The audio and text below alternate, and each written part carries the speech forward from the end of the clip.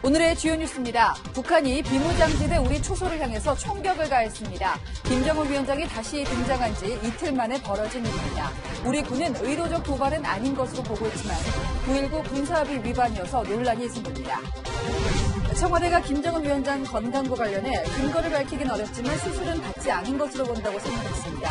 지속적으로 신관 이상설을 제기했던 태영호 당선자에게는 유감을 표했습니다.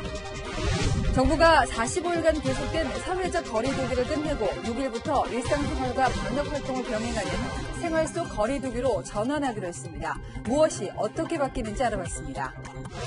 유도 스타이자 올림픽 은메달리스트인 왕기춘이 미성년자 성폭행 혐의로 구속됐습니다. 금고 이상의 형이 확정되면 체육연금 자격을 박탈당하게 됩니다.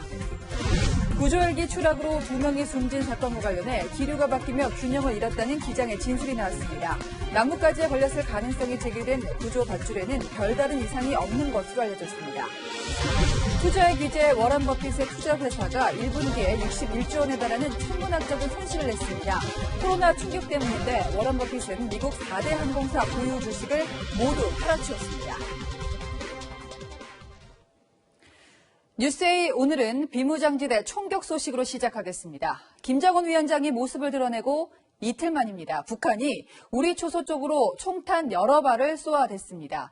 우리 군은 일단 오발일 가능성도 있다고 하지만 정작 북한은 아무런 반응도 해명도 없는 상황입니다. 먼저 최선 기자입니다. 오늘 아침 7시 41분 강원도 철원 중부전선 비무장지대 내에서 여러 발의 총성이 울렸습니다. 북한군이 군사분계선 넘어 남쪽으로 총격을 가한 겁니다. 우리 군도 즉각 기관총으로 북측을 향해 10여 발씩 2차례 경고사격으로 대응했습니다. 정전협정 위반이며 상황이 악화되지 않도록 중단을 촉구한다는 내용의 경고방송도 했습니다. 군은 이 과정에서 우리 병력이나 장비에는 피해가 없었다고 설명했습니다. 이후 감시초소 GP지휘관은 외벽을 살폈고 북한이 쏜 것으로 추정되는 총탄 4발이 콘크리트 벽에 박혀 있는 것을 확인했습니다. 총탄이 박힌 우리 GP는 군사분계선을 사이로 북한군 GP 3곳과 1.5에서 1.9km 거리를 두고 떨어져 있습니다. 군은 총탄 흔적을 통해 발사된 방향과 의도를 분석 중입니다. 다만 군은 북한군 초소가 우리보다 낮은 지대에 있고 북한군 교대 후 장비 점검 시간대였던 만큼 오발 사고 가능성도 배제하지 않고 있습니다. 당시 짙은 안개로 1km 이상 앞이 보이지 않았던 데다 인근 북한 지역 영농 활동이 정상적으로 이루어지는 점을 봤을 때 의도적인 도발로 보기 힘들다는 겁니다.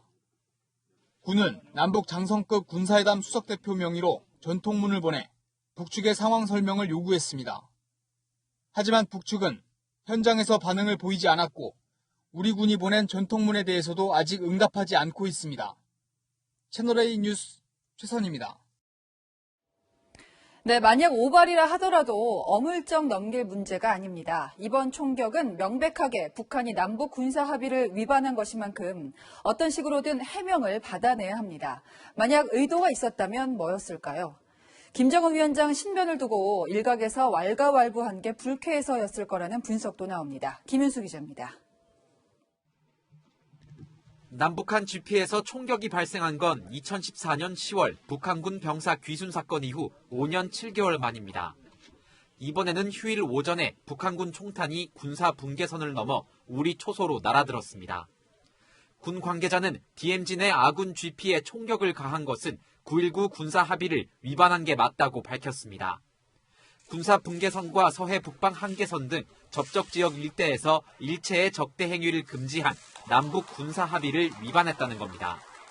또 북한은 우발적 무력 충돌을 막기 위한 경고 방송과 경고 사격, 군사적 조치로 이어지는 작전 수행 절차도 무시했습니다. 단순 오발 사고일 수도 있지만 보통 현장에서 실수임을 알려온 과거 전례를 비춰볼 때 아무런 반응도 없는 북한 태도는 석연치 않습니다. 일각에서는 최고 지도자 건강 이상설 제기에 대한 의도적인 불만 표출이거나 고강도 도발에 앞서 우리 군 대응을 써본 것이란 주장도 나옵니다. 북한은 지난해 11월 김정은 위원장 지시로 서부전선 해안포를 발사해 9.19 군사합의를 공개적으로 위반한 바 있습니다. 서해 완충구역 일대에서의 해안포 사격 훈련 관련 사항에 대해서 유감스럽게 생각합니다. 9.19 군사합의를 위반한 것입니다. 반년 사이 2번이나 군사 합의를 깼지만 우리 군은 북한에 제대로 항의조차 못하고 있습니다. 오늘 북한에 보낸 전통문도 항의 차원이 아닌 상황 파악을 위한 협조문으로 알려졌습니다. 채널A 뉴스 김윤수입니다.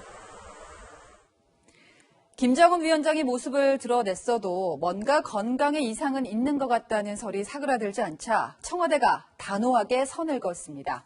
수술, 시술, 어떤 것도 안 받았다는 겁니다. 황아람 기자입니다. 20일간 잠행을 깨고 김정은 위원장이 모습을 드러내자 청와대는 김 위원장 건강에 대한 입장을 내놨습니다. 청와대 고위 관계자는 오늘 김 위원장이 수술을 받지 않은 것으로 판단하고 있다고 밝혔습니다. 가벼운 시술을 받지 않았느냐는 질문에도 그렇다고 답했습니다. 다만 판단 근거를 밝히긴 어렵다고 설명했습니다. 그러면서 대북 소식통보다는 한국 정부를 더 신뢰해야 한다는 걸 확인하는 계기가 됐다고 밝혔습니다. 지속적으로 신병 이상설을 제기했던 태영호 당선자를 비판하며 유감을 표한 겁니다. 하지만 청와대의 단혹한 부인에도 김 위원장 건강 우려는 사그라들지 않고 있습니다. 일각에선 김 위원장 등장에도 심혈관 질환 시술을 계속 주장하고 있습니다. 어제 북한이 공개한 영상을 보면 김 위원장의 오른쪽 팔목에 이전에 없던 새로운 상처가 있다는 겁니다. 심장 스텐트 시술을 받기 위해 관을 삽입한 흔적이라는 겁니다. 또 다리에 이상이 있다는 주장도 나왔습니다. 다리를 약간 저는 모습을 보였습니다. 지난 4월 14일 미사일 발사를 한 현장에 있었음에도 불구하고 그것이 공개되지 않았을 때 그때 모종의 경미한 사고가 있지 않았는가. 이런 가운데 트럼프 대통령은 북한이 영상을 공개한 지 하루 만에 김 위원장의 복귀를 환영하고 나섰습니다.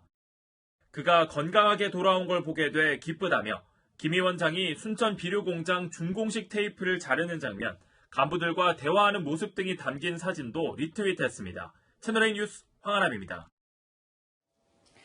어린이날을 어린이뿐 아니라 어른들도 손꼽아 기다리는 이유가 생겼습니다. 어린이날 다음 날인 6일부터 사회적 거리두기가 생활 속 거리두기로 방역 수위가 조금 느슨해져서죠. 나들이나 모임은 해도 되는지 마스크나 손 씻기는 생략해도 되는 건지 김철웅 기자가 조목조목 알려드리겠습니다.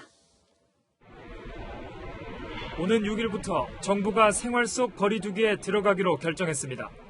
일상생활을 하면서 감염 예방도 함께하는 장기적 방역 체계입니다. 행사와 모임을 자제하는 사회적 거리두기는 시행 45일 만에 끝납니다. 5월 6일부터는 그동안 문을 닫았던 시설들의 운영을 단계적으로 재개하고 모임과 행사도 방역 지침 준수를 전제로 원칙적으로 허용하겠습니다. 이에 따라 운영이 중단됐던 실내 공공시설이 문을 열고 이후 야구장 같은 스포츠 관람시설도 시민들에게 개방됩니다. 초중고교 등교 수업도 단계적으로 재개합니다. 이달 중순 고3부터 우선적으로 등교 개학을 하고 나머지 학년도 차례대로 등교할 예정인데 자세한 일정은 내일 교육부 장관이 발표합니다. 지금처럼 안정세가 유지되면 현재 심각 단계인 감염병 위기경보를 낮추는 것도 고려하고 있습니다. 방역당국은 다만 사회적 거리두기가 코로나19 이전으로 돌아가는 것은 아니라고 강조했습니다. 마스크를 쓰고 손을 자주 씻는 방역 수칙이 여전히 필수라는 겁니다. 구체적으로 지켜야 되는 그런 방역 수칙은 동등합니다. 백신이나 치료제가 나오기 전까지는 가장 효과적인 예방법이 손 씻기, 기침 예절과 같은 개인 위생 수칙과 특히 대규모 집단 감염이 다시 발생하면 언제든 다시 사회적 거리두기로 돌아갈 수 있다고 덧붙였습니다. 채널A 뉴스 김철웅입니다. 네, 이렇게 조금씩 일상을 찾아가고 있지만 한때 확진자가 다녀갔던 업소들은 여전히 고통을 겪고 있습니다. 이미 소독도 마쳤고 추가 감염자도 없었고 이제 여기서 감염될 확률은 없죠. 그런데도 코로나19가 주홍글씨 같은 낙인으로 남았다고 합니다. 사공성근 기자가 직접 현장의 목소리를 들어봤습니다. 서울에 있는 이 PC방은 최근 업소명을 바꾸고 간판도 바꿔 달았습니다. 지난 3월 확진자 4명이 이곳을 다녀간 사실이 동선 조사에서 드러나자 손님 발길이 뚝 끊겨버린 겁니다. 내부 인테리어도 바꾸고 소독도 철저히 했지만 확진자가 다녀간 곳이라는 낙인은 쉽게 지워지지 않았습니다. 확진자는 아까 그냥 꺼리니까 상호도 아무래도 찝찝하고 해서 바꿨죠. 우리가 피해자잖아. 손해가 막심해도 폐업할 수는 없다. 폐업을 막으려고 수천만 원을 긴급 대출 받았지만 매출 회복은 더디기만 합니다. 코로나19에 확진된 공사장 근로자가 다녀간 식당 4곳이 있는 서울 여의도의 상가 건물. 식당 한 곳은 한강 나들이객에게 돗자리와 텐트를 빌려주는 곳으로 업종을 바꿨습니다. 영업 재개 한 달이 지났지만 입주 상인들은 형편이 나아질 기미가 보이질 않습니다. 한번 툭 빠졌는데 한 달만 고생하면 되는 게 아니고 이 상황에서는 유지는 안 되는 거지. 결국 문도 안 나고 직장 왔다가 힘들면 모임 없었어요. 술이 싹 떨어져서 오늘 다다시피 하고 얼른 특정한 사람 안 했어요. 집단 감염이 일어났던 서울 구로구의 콜센터입니다. 여기 보시는 것처럼 사무실은 폐쇄됐고 책상과 의자 등 가구만이 남아있는데요.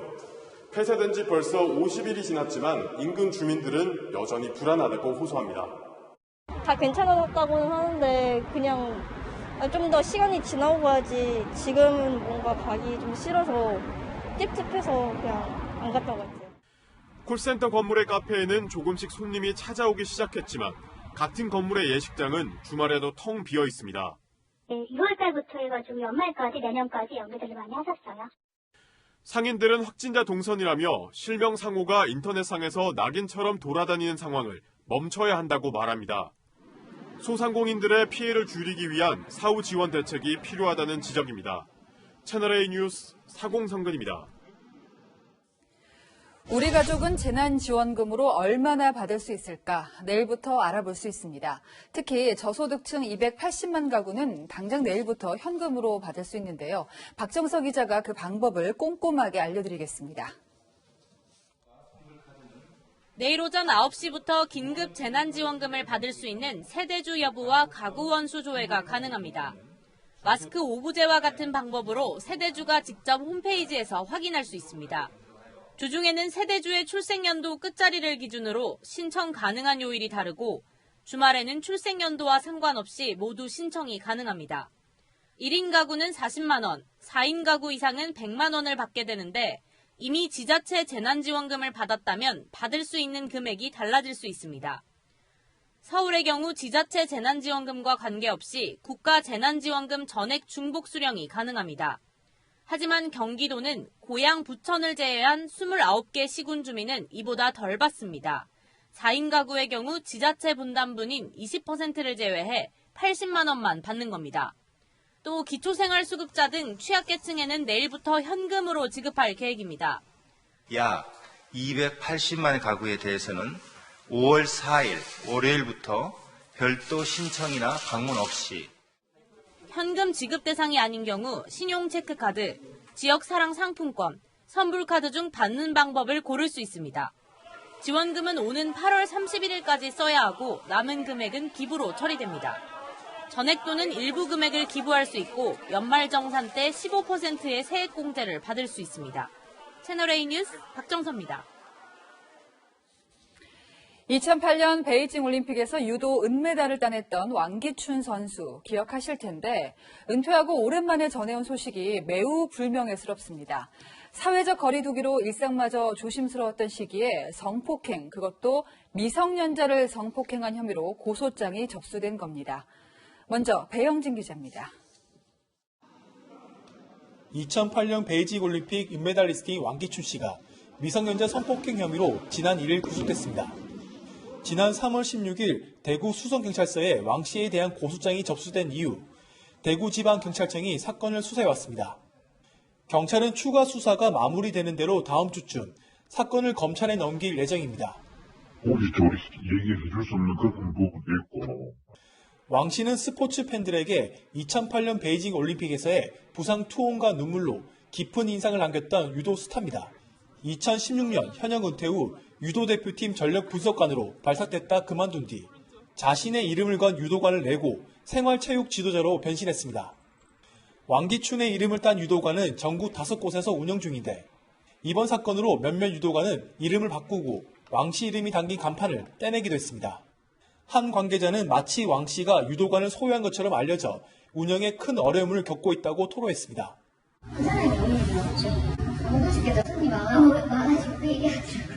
일부 유도관은 왕씨에게 손해배상 청구를 검토 중인 것으로 알려졌습니다. 채널A 뉴스 배영진입니다. 네, 왕기춘 선수는 은퇴 후 각종 구설이나 폭행 사건에 연루되더니 급기야 성범죄자로 추락하는 처지가 됐습니다. 금고형 이상 형이 확정되면 당연히 지금 받고 있는 체육연금도 끊깁니다. 계속해서 이민창 기자입니다. 2008년 베이징 올림픽 73kg급 은메달, 세계 유도 선수권 대회 2연패, 광주 하계 유니버시아드 대회 81kg급 은메달까지. 왕기춘 씨는 한국 유도를 대표하는 간판 스타였습니다. 은퇴 이후에는 실전 유도를 알려주는 유튜버로도 활동해왔습니다. 전 유도 국가대표 왕기춘입니다. 제가 익혔던 기술들과 경험을 바탕으로 해서 이렇게 영상 촬영을 하면서 여러분들께 찾아갈 예정입니다. 하지만 유도관 밖의 삶은 순탄치 않았습니다. 올림픽 은메달리스트로 이름을 알린 지난 2009년에는 나이트클럽 앞에서 여성을 폭행해 입건됐습니다. 병역 특례로 4주간 군사훈련을 받던 도중 휴대전화를 몰래 들여와 쓴 사실이 적발돼 영창 신세를 지기도 했습니다. 급기야 미성년자 성폭행 혐의로 구속되면서 왕 씨는 유도로 쌓아놨던 모든 것을 잃을 위기에 놓였습니다. 당장 매달 100만 원씩 받는 체육연금부터 더 이상 받지 못할 가능성이 제기됩니다. 체육인 복지사업 운영 규정에 따라 금고 이상의 형이 선고돼 확정되면 수령 자격이 박탈되기 때문입니다. 음주 뺑소니 혐의로 집행유예를 선고받은 강정호 선수와 만취폭행으로 역시 집행유예형을 선고받은 승마 김동선 선수, 불법 인터넷 도박 사이트 개설에 연루돼 유죄 판결을 받은 안지만 선수가 연금 수령 자격을 잃은 바 있습니다. 채널A 뉴스 이민철입니다. 중국산을 국산으로 속이는 게 농산물 얘긴 줄만 알았더니 서울 강남에 있는 대형 애견숍이 반려견의 출생지를 속인 혐의로 고소를 하겠습니다. 일단 애견숍 측은 부인하고 있습니다. 반려견의 몸속에 있는 칩이 논쟁의 발단이 됐습니다. 우현기 기자입니다. 서울 강남의 대형 애견숍에 480만 원을 주고 미니 비숑 품종의 강아지를 구입한 A씨. 그런데 지난달 강아지를 데리고 동물병원에 가서 엑스레이 사진을 찍었다가 깜짝 놀랐습니다. 엑스레이 사진에는 마이크로 인식칩 2개가 보였는데 한 개는 지난해 연말 실종 방지 목적으로 A씨가 동물병원에서 심은 칩이었지만 출처와 정체를 알 수 없는 칩이 하나 더 있었던 겁니다. 정체불명 칩에 적힌 등록번호로 동물보호관리 시스템에 조회해보니 이 강아지가 지난해 10월 중국에서 수입됐을 때 우리 검역당국이 심은 인식용 칩이었습니다. A씨는 애견숍에서 반려견을 팔 때 중국에서 수입한 사실을 숨겼다며 애견숍 대표와 직원을 사기 혐의로 고소했습니다. 직원분들도 이 강아지가 수입돼서 온 강아지라는 말을 일설하지 않으셨어요. 반려견을 살 때 반려견의 아빠 엄마 개가 어디 있는지 물었는데 아빠 개라며 같은 품종의 개를 매장에서 보여줬고 엄마 개는 다른 곳에 있다고 설명했다는 겁니다. 애견숍에서 시세 차익을 노리고 중국에서 수입한 개라는 사실을 감췄다는 겁니다. 수입된 강아지라는 걸 알았다면 제가 그렇게 비싼 돈을 주고 그 아이를 사지는 않았을 거예요. 애견숍 측은 중국에서 수입한 사실을 감추거나 국내에서 태어난 걸로 속여 팔 이유가 없었다고 반박합니다. 광고를 한번 확인 한번 해보시면은 반대로 수입견이라고 더 광고를 할 만큼 수입견이 더 예쁘고 금액대가 높아요. 판매 당시 국내에서 출생했다고 언급한 사실도 없다고 주장했습니다. 수입견을 국내견이라고 얘기를 하고 분양한 적도 없고 아예 그런 말에 대해 언급한 그런 부분이 하나도 없는데. 경찰은 A씨에 대한 고소인 조사를 마친 뒤 애견숍 관계자를 상대로 개의 출생지 등을 숨겼는지 등을 조사할 계획입니다. 채널A 뉴스 우현기입니다. 60대 부부가 숨진 헬기 추락 사고도 짚어보겠습니다. 사고 원인을 두고 기체 결함인지 아니면 구조용 로프가 걸린 것인지 여러 가능성이 제기됐죠. 기류가 갑자기 바뀌면서 균형을 잃은 쪽으로 좁혀지고 있습니다. 신선미 기자입니다. 응급 환자를 들것으로 올리던 소방 헬기. 갑자기 균형을 잃고 아래로 추락합니다. 심정지를 일으킨 환자를 구조하던 소방 헬기가 추락하면서 환자 부부 2명이 숨지고 1명이 다쳤습니다. 사고 원인과 관련해 기류 변화로 헬기가 균형을 잃었다는 진술이 나왔습니다. 헬기 기장은 당시 헬기가 제자리 비행을 하면서 환자를 구조하던 중 기류 변화로 동체가 균형을 잃으면서 불시착했다고 진술했습니다. 정확한 거는 뭐 국토기 사고 조사위에서 조사를 해야 될 것 같은데 그 당시에 그 진술이 그렇게 진술한 걸로 저희 알고 있습니다. 조사 결과 들것과 로프에는 별다른 이상이 없었던 걸로 나타났습니다. 국토부 조사위원회는 사고 직후 수거한 블랙박스를 통해 운항 기록과 헬기 상태 등을 살펴보고 있습니다. 또 이번 주 추락 헬기를 김포공항 내 분석실로 옮겨 자세한 사고 원인을 조사할 계획입니다.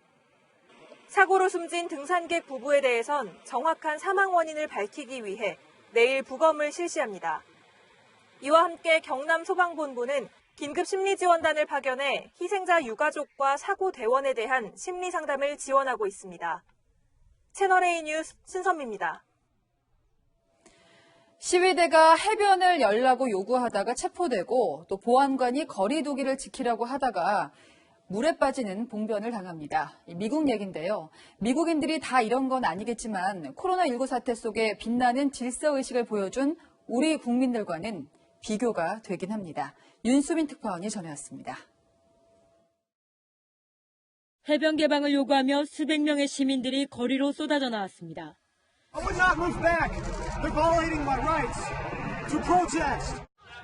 모임 금지 명령을 어겼다며 경찰은 33명을 연행했습니다. 공원 보안관은 운동하러 나온 사람들에게 다가가 거리를 유지하라고 경고합니다. 그러나 무시하는 시민이 보안관을 밀쳐 물에 빠지는 봉변을 당하기도 합니다. 미국에서 가장 피해가 컸던 뉴욕의 센트럴파크 곳곳도 소풍 나온 인파로 발 디딜 틈이 없습니다. Get some exercise, get some fresh air. That's totally understandable. Don't linger too long. Get back home. 임시병원 역할을 했던 박람회장에선 마지막 환자들까지 퇴원했습니다. 그러나 한 요양병원에서만 98명의 사망자가 나오는 등 미국에서 코로나19의 기세가 여전히 매서운 상황입니다. 지금도 현장에서 사투를 벌이고 있는 의료진을 응원하기 위해 미군 특수비행팀은 땡큐 비행을 펼쳤습니다. 이런 가운데 투자의 규제도 코로나19로 61조 원의 손실을 본 것으로 나타났습니다. The American miracle, the American magic has always prevailed and it will do so again. 미국 보건당국은 책상 간격을 182cm로 띄우도록 하는 등 학교 수업 재개 대비해 구체적인 지침까지 내놨습니다.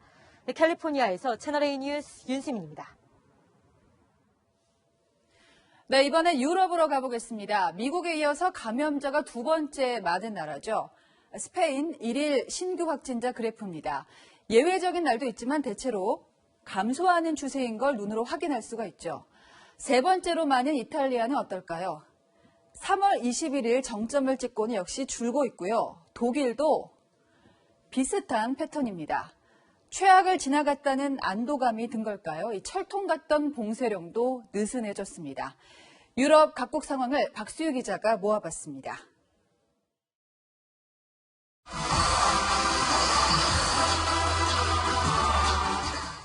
차차가 들썩거릴 정도로 신나게 몸을 흔드는 사람들. 독일의 한 디스코장이 야외 주차장에 조명과 음향 장치를 설치하고 자동차 디스코 행사를 연 겁니다.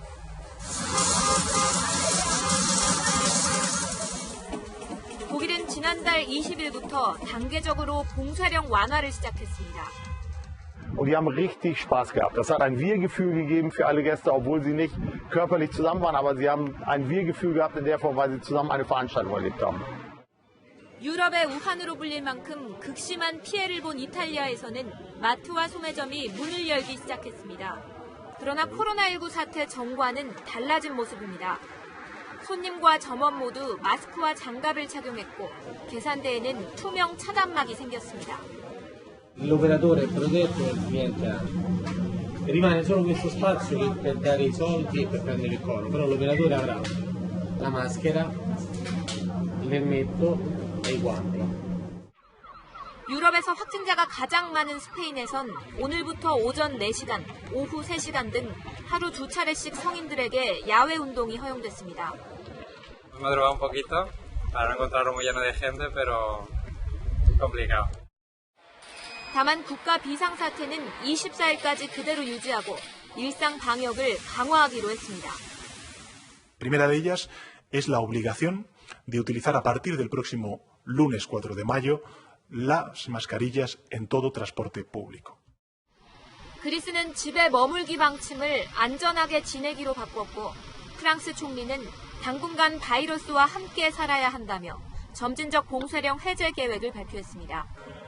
일상을 회복하고 있는 유럽이 경제 재개와 전염병 억제 모두를 이룰 수 있을지 주목됩니다. 채널A 뉴스 박수희입니다. 코로나19 때문에 꾹꾹 눌러왔던 소비욕이 분풀이하듯 활활 타오릅니다. 일명 보복 소비가 중국 부자들 중심으로 불붙었습니다. 하루 사이에 수십억 원어치 명품이 팔려 나간다는데 대륙 거부들의 통 큰 소비 한수아 기자가 전합니다. 지난 1일 중국 상하이의 한 명품 매장 앞 구매를 하려는 사람들이 장사진을 쳤습니다.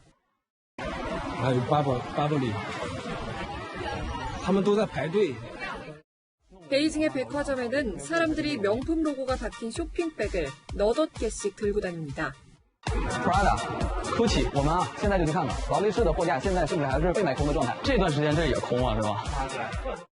현지 언론에 따르면 코로나19 사태로 문을 닫았다 재개장한 광저우의 한 명품 매장에선 하루 매출로는 최대인 우리 돈 33억 원어치가 팔렸습니다. 억눌린 소비를 분풀이처럼 한다는 뜻의 보복성 소비 조짐으로 보이는 대목입니다.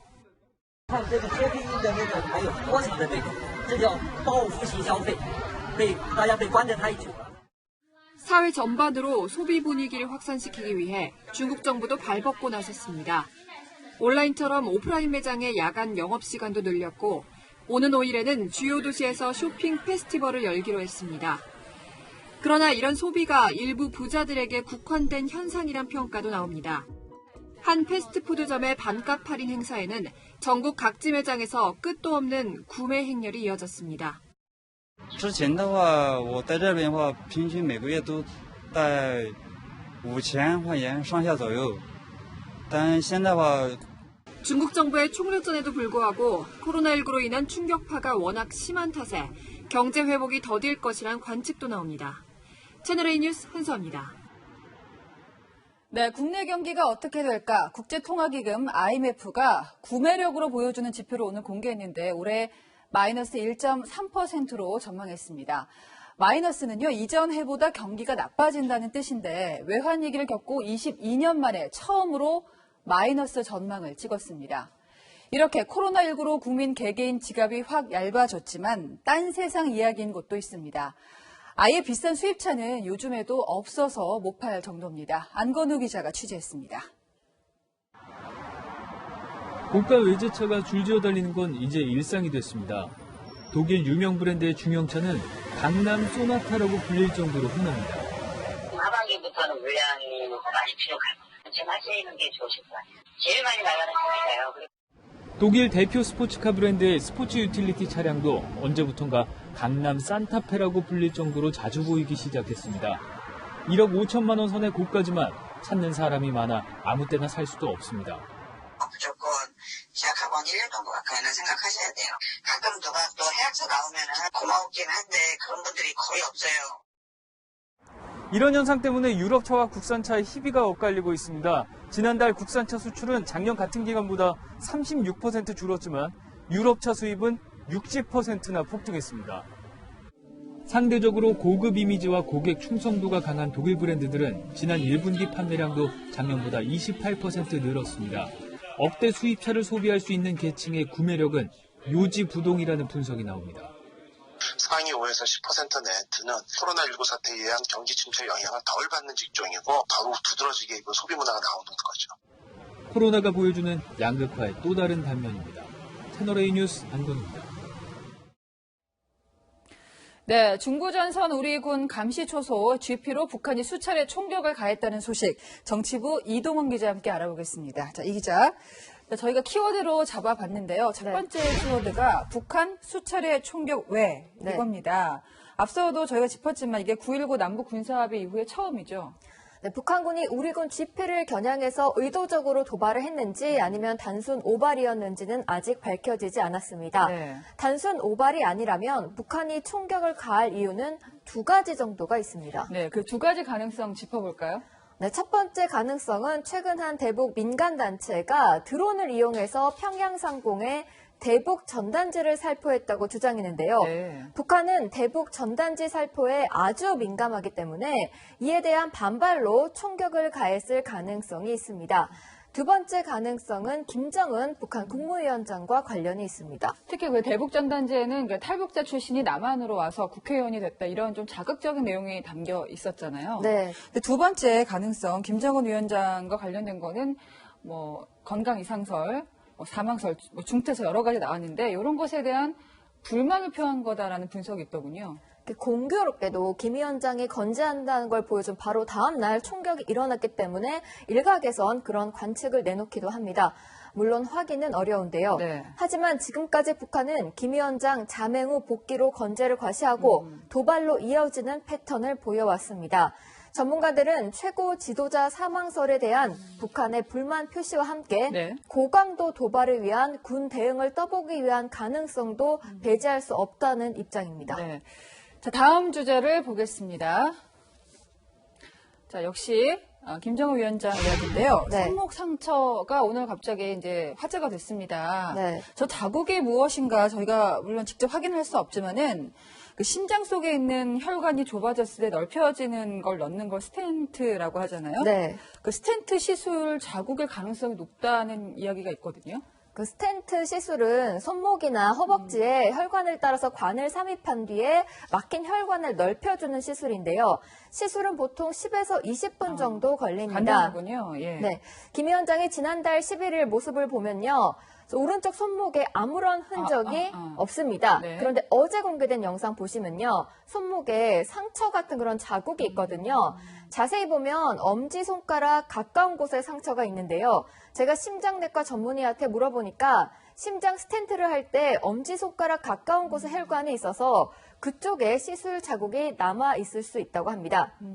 그 청와대 설명과는 조금 다른 부분인데 사실관계는 조금 더 따져볼 필요가 있을 것 같습니다. 청와대는 시술도 아니라는 지금 입장이니까요. 근데 만약에 그 스텐트 시술이 얘기 들어보니까 좀 간단한 것 같은데 회복할 수는 있는 시간인가요?